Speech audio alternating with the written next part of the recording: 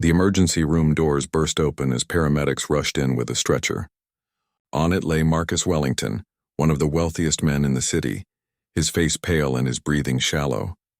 His expensive suit was soaked with sweat and his hands trembled uncontrollably. The hospital staff surrounded him immediately, shouting medical terms that echoed through the sterile hallways. Amara stood in the corner of the waiting area, clutching her cleaning cart.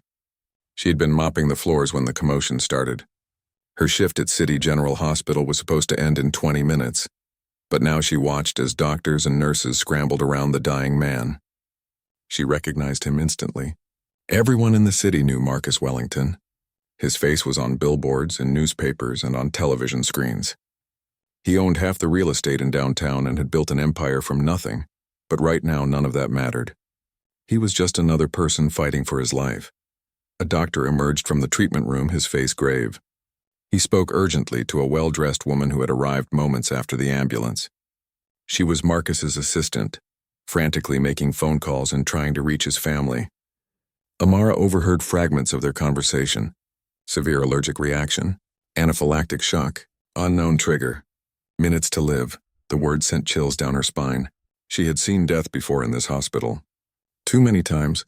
Her mother had died in a room just 2 floors above, unable to afford the treatment that could have saved her.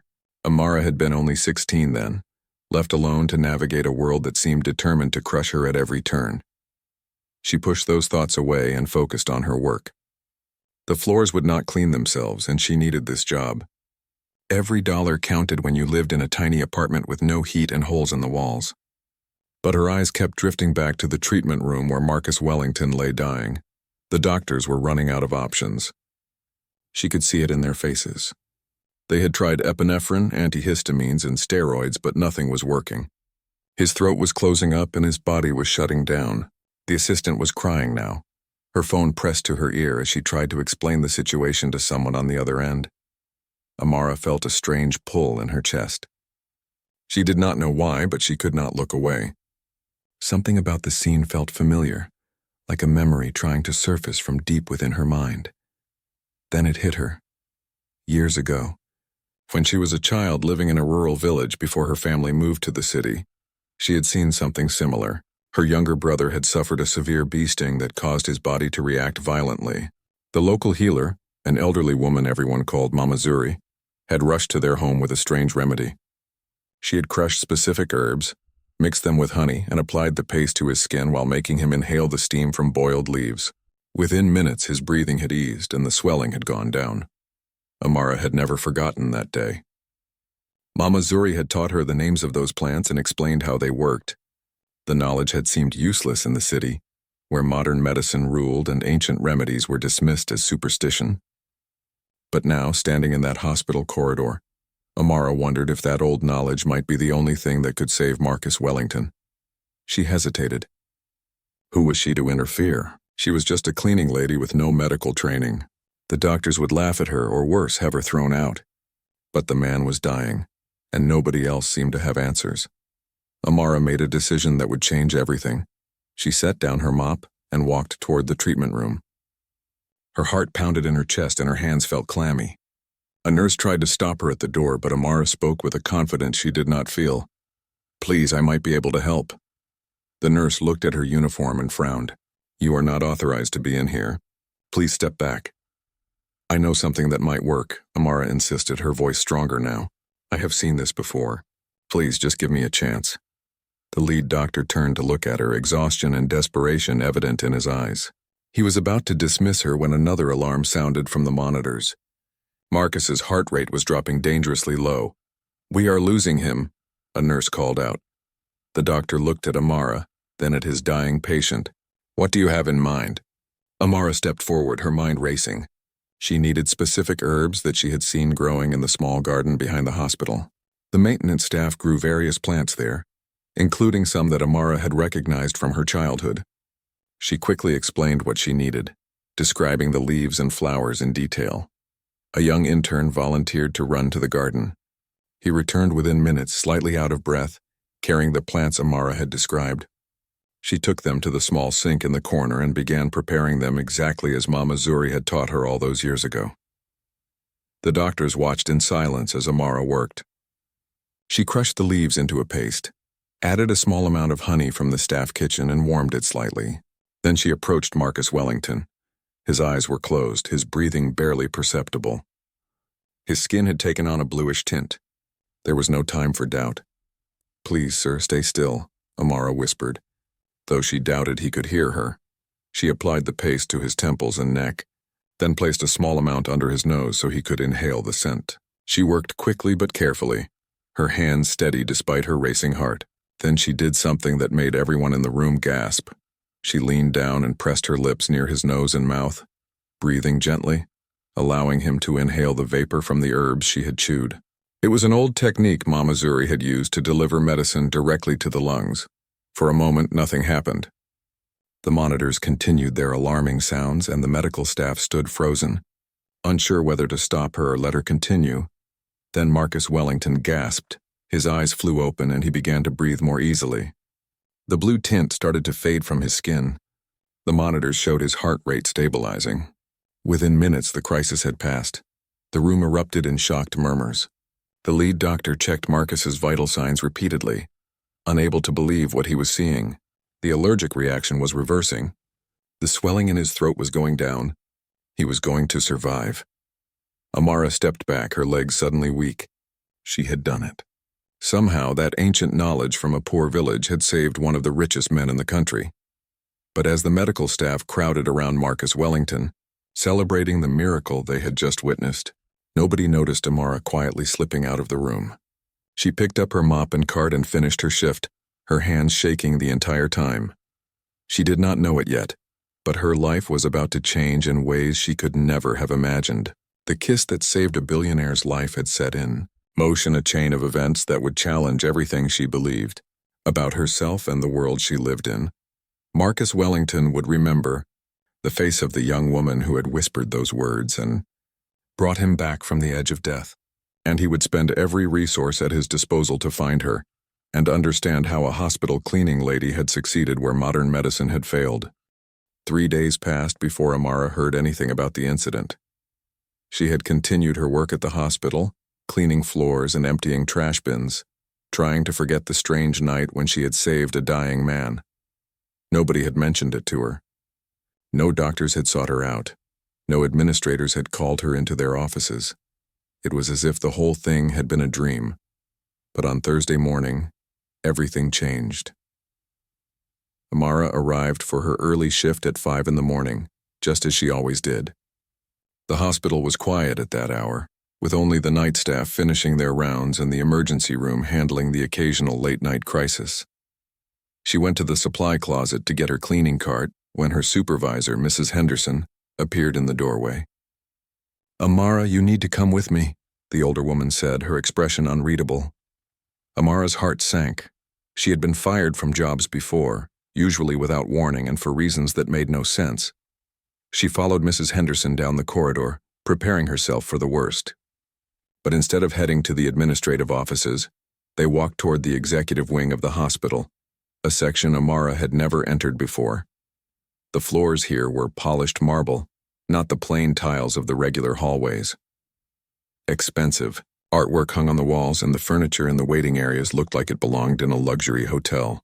Mrs. Henderson stopped outside a large wooden door and knocked twice. "Come in." A deep voice called from inside. The supervisor opened the door and gently pushed Amara forward.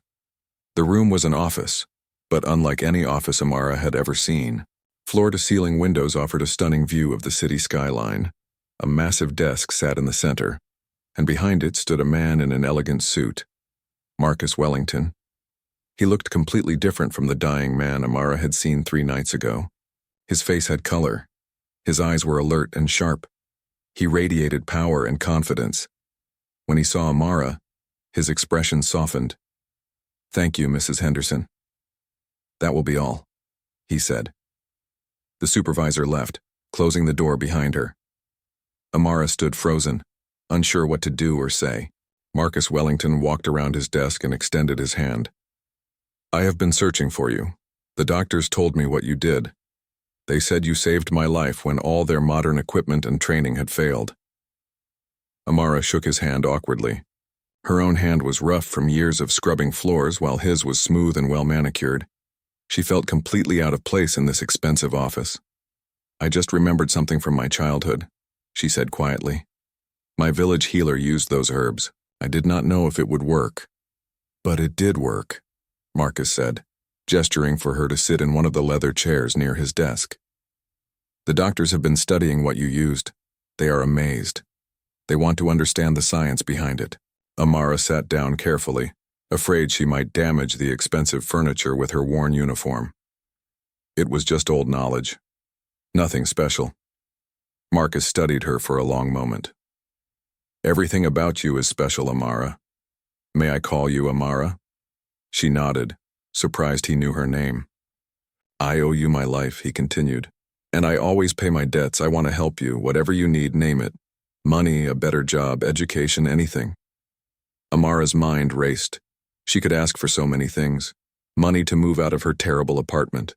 Funds to return to school and finish her education.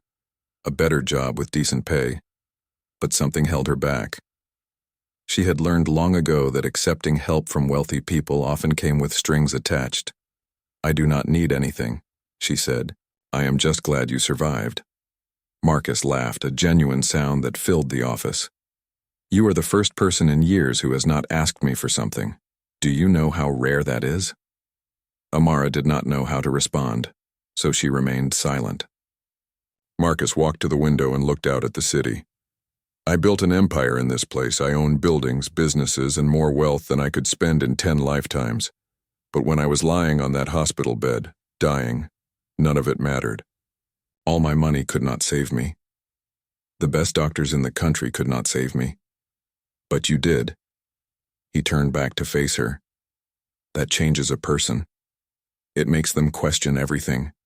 I have been thinking about what truly matters, and I realized I have been living wrong."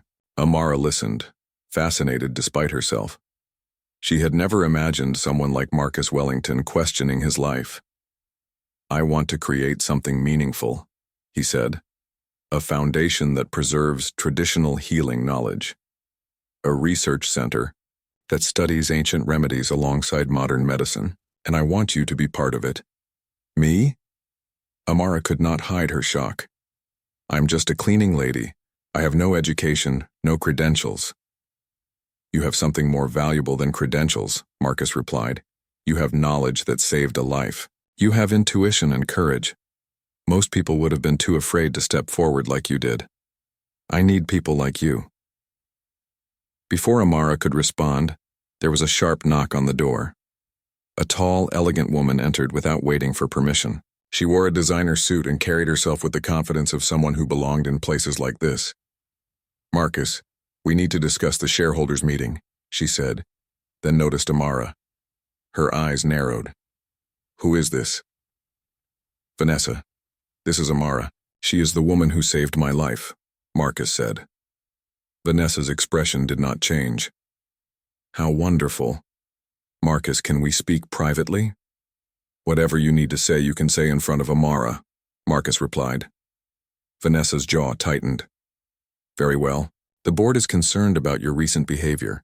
Skipping meetings, talking about changing the company's direction, and now this." She gestured toward Amara. "They think you are having some kind of crisis." "Maybe I am," Marcus said calmly.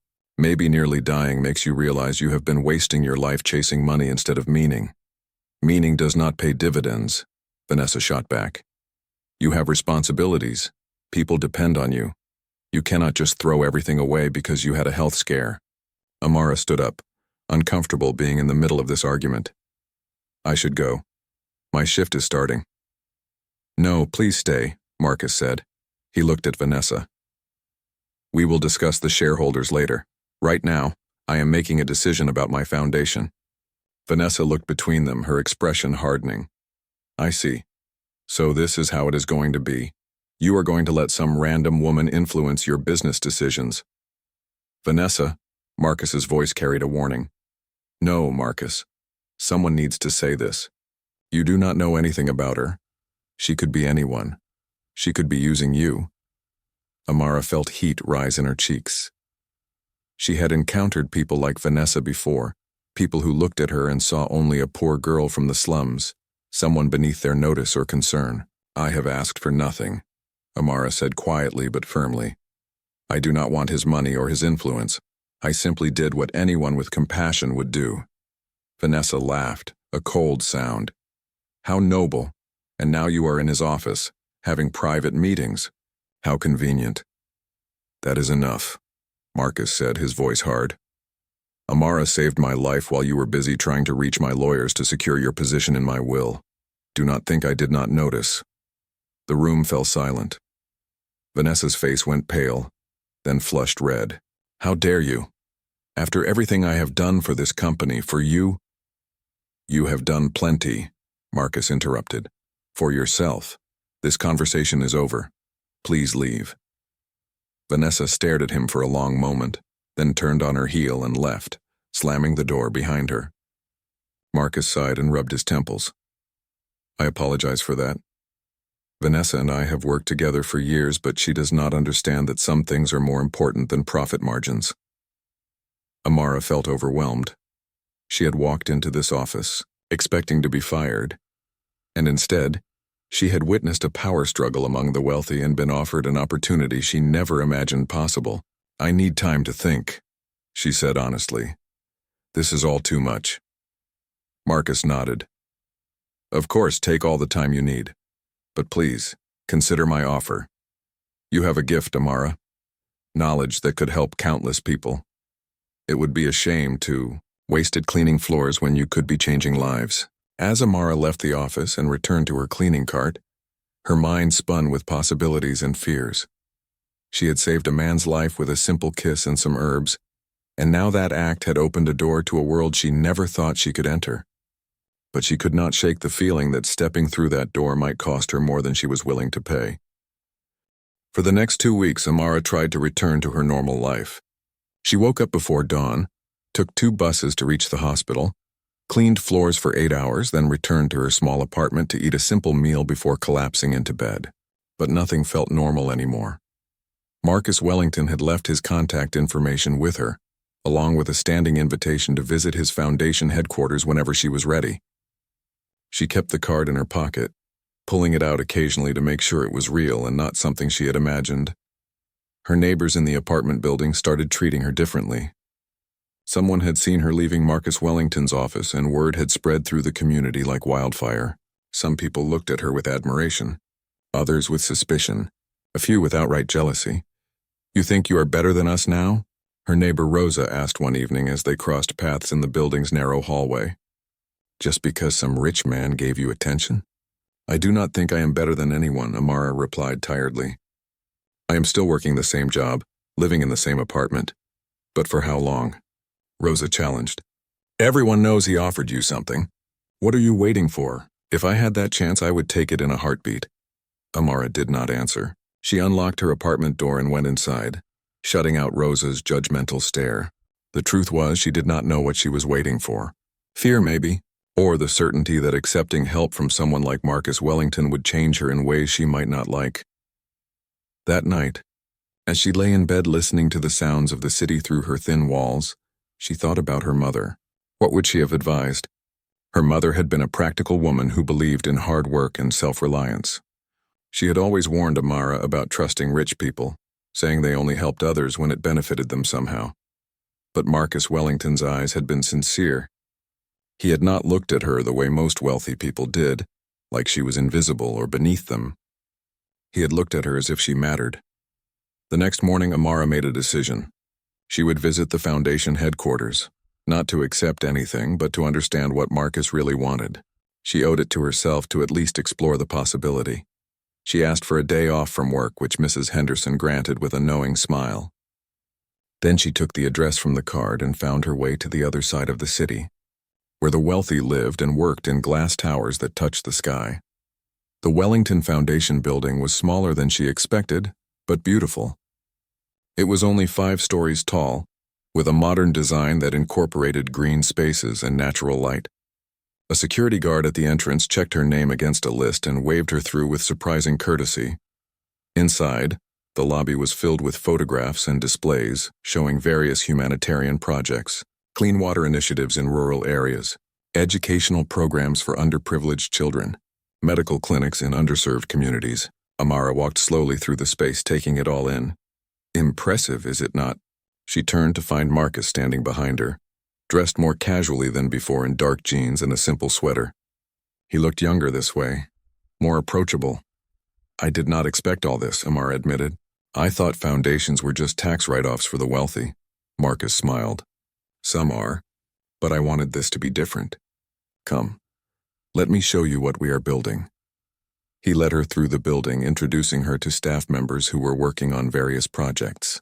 Everyone seemed genuinely passionate about their work, not just collecting paychecks. In one room, researchers were documenting traditional healing practices from indigenous communities around the world. In another, doctors and herbalists worked side by side, testing the effectiveness of natural remedies using scientific methods. This is what I want to expand, Marcus explained as they stood in a laboratory where a team was analyzing plant compounds. There is so much knowledge being lost because we dismiss it as primitive or unscientific. But your herbs saved my life. How many other lives could be saved if we took this knowledge seriously? Amara watched the researchers at work, fascinated. Why do you need me? You have scientists and doctors already. Because they need people who carry the actual knowledge, Marcus said. People who learned it from their grandmothers and village healers, not from books.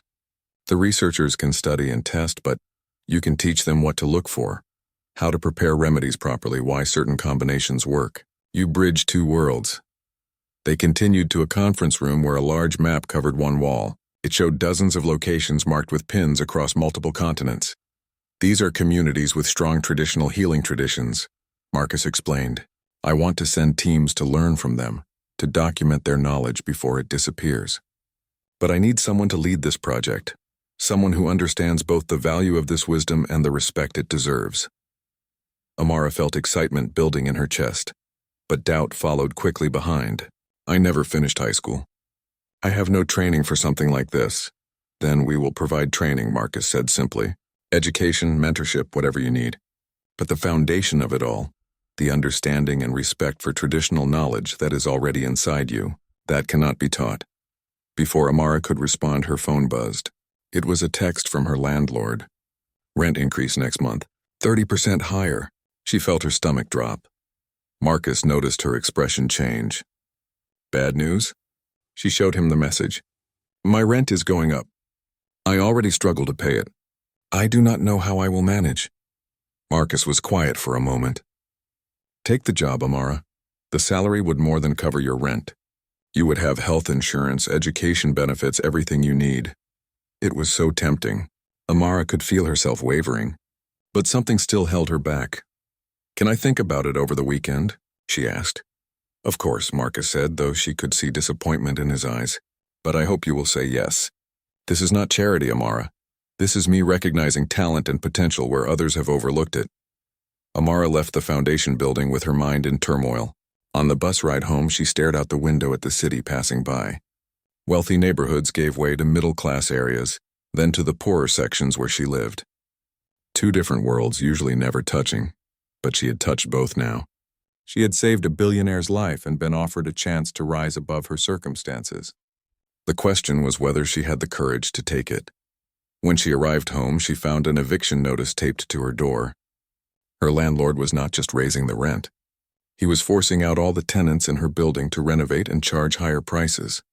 She had 30 days to find a new place to live. Amara sat on her worn couch and cried. The universe seemed to be making the decision for her. She could not afford to stay where she was, and she could not afford to move anywhere else on her current salary. Pride and fear had to take a backseat to survival. She pulled out Marcus Wellington's card and stared at the number. One phone call could change everything, but it would also mean leaving behind the person she had always been, the struggling girl who relied only on herself. Maybe it was time to let that girl go. Maybe it was time to become someone new. Amara picked up her phone, took a deep breath, and dialed the number. Marcus answered on the second ring. I will take the job, she said before she could change her mind. But I have conditions. Name them, Marcus said, and she could hear the smile in his voice. I want to finish my education. I want to be trained properly. And I want to make sure that any knowledge we collect goes back to the communities it came from, not just into the pockets of pharmaceutical companies. Done, done, and done, Marcus agreed immediately. Anything else? Yes, Amara said firmly. I want it in writing, all of it. I do not want handshake deals or gentlemen's agreements. I want a real contract that protects me and the work we are doing. There was a pause, then Marcus laughed. You are going to be a force to be reckoned with, Amara. Welcome to the Wellington Foundation. When can you start? 2 weeks, Amara said. I need to give proper notice at the hospital. As she hung up the phone, Amara felt a strange mixture of terror and exhilaration. She had just agreed to completely change her life based on one impulsive act of kindness and a kiss that had saved a dying man. She did not know yet that forces were already moving against her.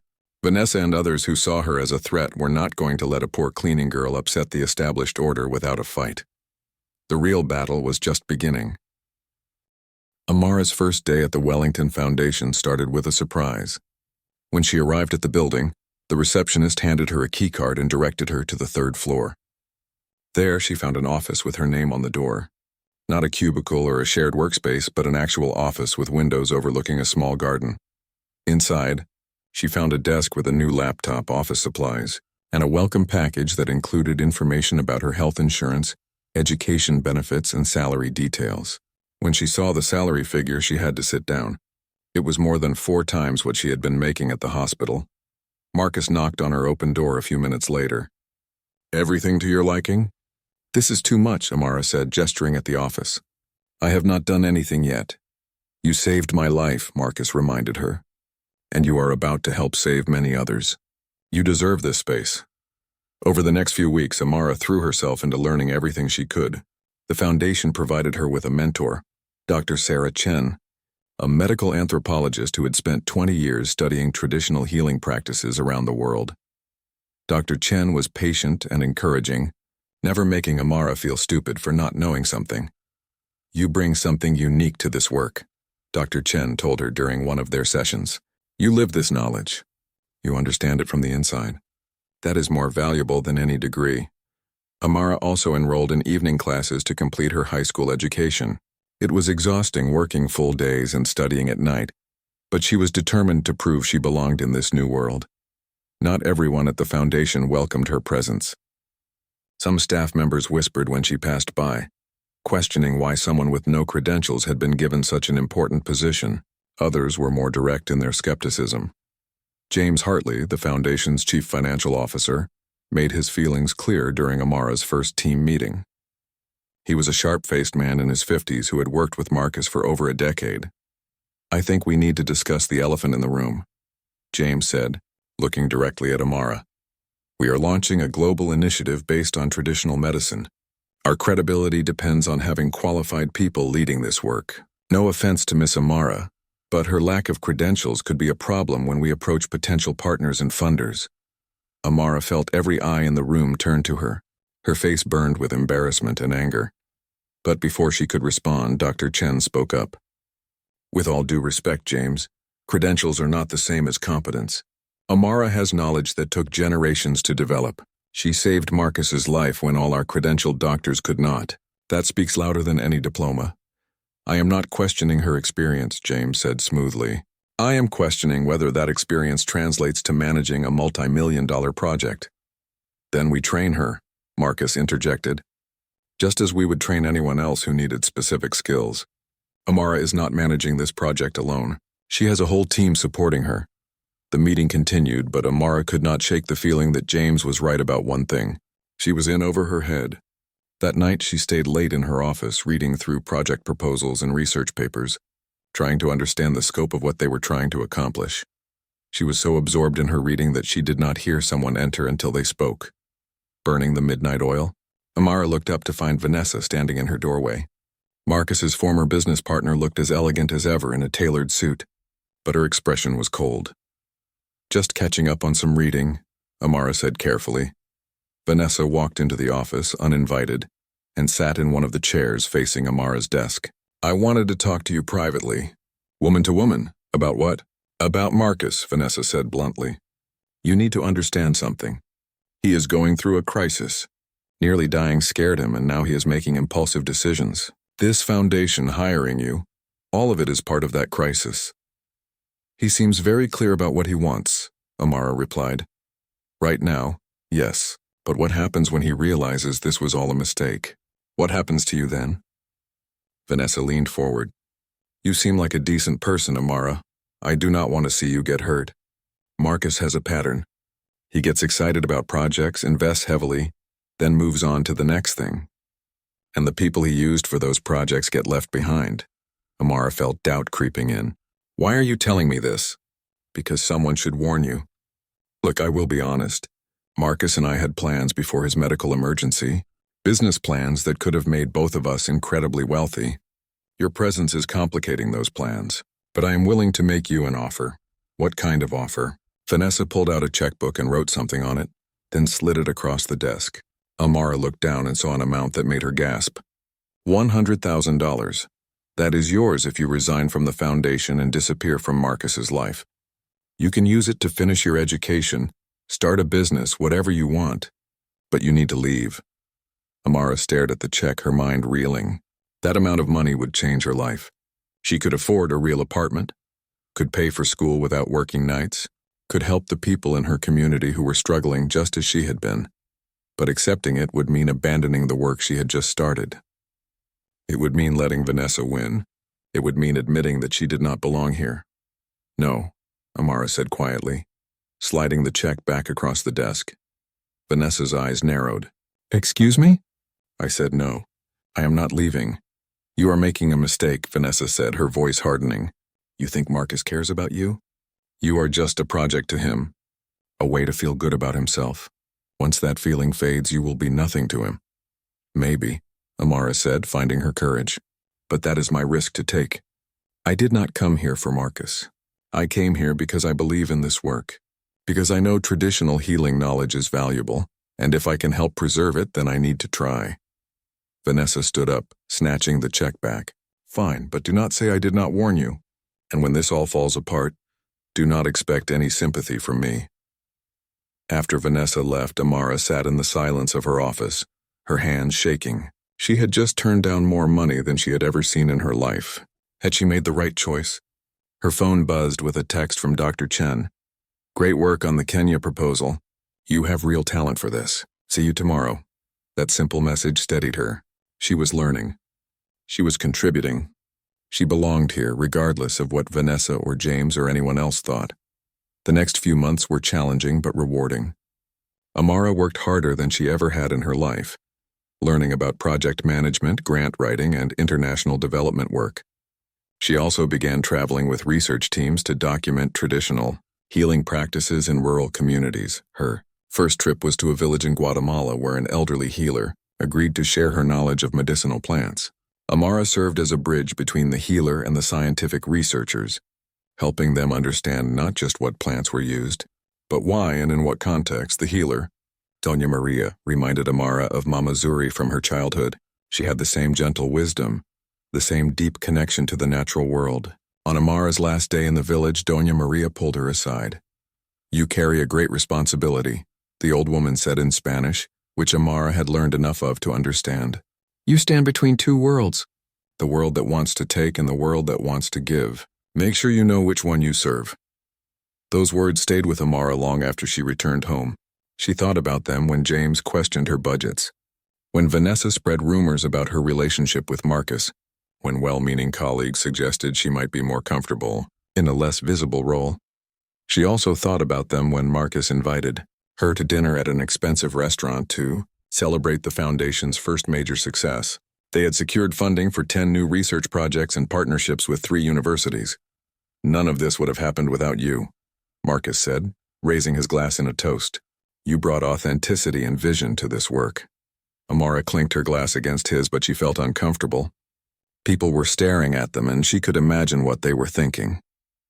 The billionaire and the poor girl from the slums. It looked like something it was not. Marcus, I need to ask you something, she said. Why did you really hire me? Was it just because I saved your life, or was there something else? Marcus set down his glass and looked at her seriously. I hired you because when I was dying, you were the only person in that room who saw me as a human being instead of a bank account. You risked your job and your reputation to help someone you did not know. That is rare, Amara, that is precious. And yes, I wanted you near me because you remind me to be better than I have been. It was the most honest thing he had said to her, and it scared her because she realized she was starting to care about him too, not as a boss or a benefactor, but as a person. And that was dangerous, because Vanessa was right about one thing. She and Marcus came from different worlds, and those worlds had a way of crushing people who tried to bridge them. Amara just did not know yet how costly that bridge would become. 6 months into her work at the Wellington Foundation, Amara received devastating news. The hospital where she used to work had been sued by a wealthy patient who claimed that allowing unqualified staff to administer medical treatment was negligent. The patient was referring to her, to the night she had saved Marcus Wellington's life. The lawsuit threatened to shut down the hospital's emergency services and destroy the careers of the doctors who had allowed her to help. Even worse, it threatened to undermine everything the foundation was trying to accomplish. If Amara's intervention was deemed illegal or dangerous, their entire mission of integrating traditional healing practices with modern medicine could be discredited. Amara sat in her office, reading the legal documents with growing horror. Her hands trembled as she realized who had filed the lawsuit. It was a shell company, but the lawyer's name was familiar. He was Vanessa's personal attorney. Marcus burst into her office an hour later, his face dark with anger. "This is Vanessa. She is trying to destroy everything we have built." "She is trying to destroy me," Amara corrected quietly. "And she is using the one good thing I ever did as a weapon." "We will fight this," Marcus said. "I have the best lawyers in the country. We will prove that what you did was heroic, not criminal." But Amara knew it was not that simple. The lawsuit had already made headlines. Reporters were calling the hospital and the foundation, asking questions about the unlicensed healer who had treated a critically ill patient. Social media was dividing into camps, some defending her as a lifesaver, others condemning her as reckless. The foundation's board called an emergency meeting. Amara attended, sitting quietly at the conference table while board members debated her fate. James Hartley wasted no time suggesting she should resign. "Her presence has become a liability," he argued. "Major donors are getting nervous. Universities are reconsidering partnerships. We need to protect the foundation's reputation by throwing Amara under the bus." Dr. Chen shot back. "She did nothing wrong. She saved a man's life. She practiced medicine without a license," James countered. "Intent does not matter in court." The debate raged for an hour. Some board members defended Amara. Others worried about the financial and legal implications. Marcus sat at the head of the table listening to everything but saying nothing. Finally, he stood up. "Enough. This board seems to have forgotten something fundamental. The foundation exists because Amara saved my life. Without her courage and knowledge, there would be no foundation, no mission, nothing. If we abandon her now, we abandon everything we claim to stand for." "Marcus, be reasonable," James pleaded. "The lawsuit could bankrupt us." "Then let it," Marcus said firmly. "I have enough personal wealth to sustain this foundation for decades. What I cannot sustain is betraying the person who gave me a second chance at life." Amara stays. "Anyone who disagrees is welcome to leave." The room fell silent. No one resigned, but Amara could see the resentment in some faces. She had become a dividing line, forcing people to choose sides. After the meeting, Marcus found Amara sitting alone in her office, staring out the window at the garden below. "Thank you for defending me," she said without looking at him. "But maybe James is right. Maybe I should step back until this is resolved." "Absolutely not," Marcus said, sitting in the chair across from her desk. "That is exactly what Vanessa wants. She is betting that pressure will make you run away." "I am not running," Amara said. "I am being practical. This lawsuit is not just about me. It is about everyone we are trying to help. If I become the face of this controversy, I damage the mission." Marcus was quiet for a long moment. Then he said something that surprised her. "Do you know why I really started this foundation? To preserve traditional healing knowledge. That is part of it. But the real reason is guilt." He stood and walked to the window, looking out at the city. "I spent 30 years accumulating wealth by any means necessary. I bought properties and forced out poor tenants to build luxury apartments. I invested in companies that exploited workers. I told myself it was just business, that I was not personally responsible for the harm my money caused." He turned back to face her. Then I nearly died and you saved me. You, a woman who had every reason to hate people like me. You had no health insurance, no savings, no security, because people like me had created a system that kept you trapped in poverty. And yet you helped me anyway." Amara had never heard him speak this way. His voice was raw with emotion. "I do not want your guilt," she said. "I want you to keep your promise. To do the work we started? Then help me do it," Marcus said. "Fight this lawsuit with me. Show the world that traditional knowledge has value, that what you did was brave and right. If we back down now, Vanessa wins and nothing changes." Amara thought about Doña Maria's words. "You stand between two worlds. Make sure you know which one you serve." She knew which world she served. She served the world of healers like Mama Zuri and Doña Maria, the world of knowledge passed down through generations, the world that put compassion before profit. "Okay," she said, "I will fight. But I need something from you. Anything." "I need you to step back," Amara said. "Everyone sees me as your project, your redemption story.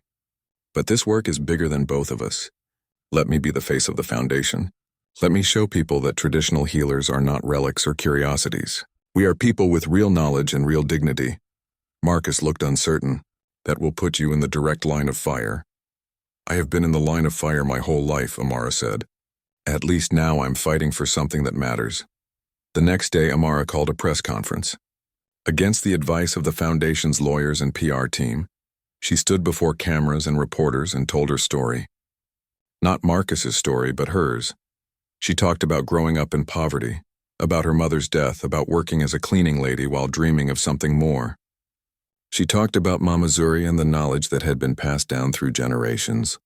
She talked about the night she had saved Marcus Wellington's life, not as a miracle or an anomaly, but as the result of centuries of wisdom that modern medicine had dismissed. "I am not a doctor," she said clearly. "I have never claimed to be, but I am a keeper of knowledge that saved a life when nothing else could. And if that makes me a criminal, then there is something wrong with our laws, not with our healing traditions." The press conference went viral. Some people called her arrogant. Others called her inspiring. Medical professionals debated the ethics of her actions on television shows and in academic journals. But one thing changed. People started listening.